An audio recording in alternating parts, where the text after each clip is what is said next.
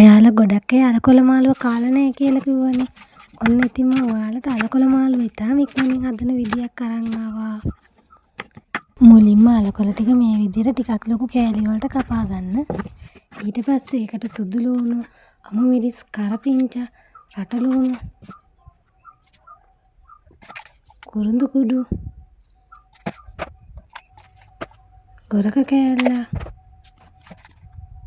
කහ කුඩු, මිරිස් කුඩු, තුනපහ කුඩු,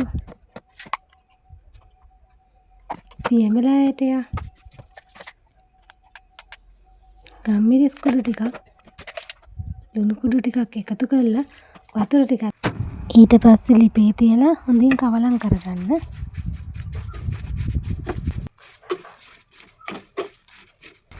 විනාඩි 10ක් පමණ වහලා හොඳින් තඹ ගන්න.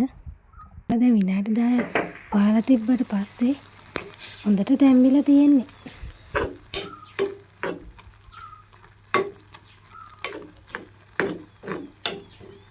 පොඩ්ඩක් හැඳි ගාලා ආයි විනාඩි 5ක් විතර වහලා තියන්න.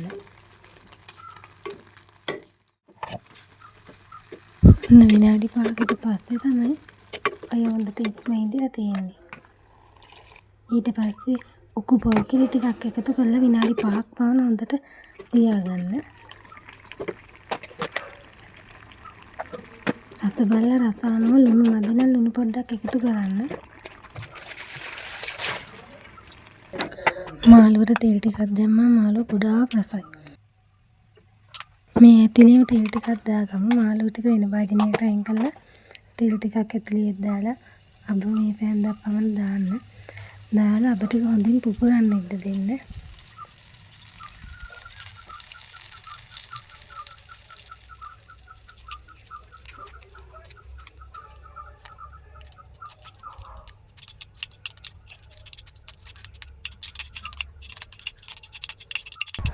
අබ ටික පිපිරෙනකොට කරපිංචා එක්කලා ඊට පස්සේ කෑලි මිරිස් තේන්දක් පමණ එක්කලා හොඳින් ටෙම්පරාදු කරගෙන අර අයින් කරගත්ත මාළුව ටික මැටි භාජනයටම දාලා හොඳට කවලම් කරගන්න.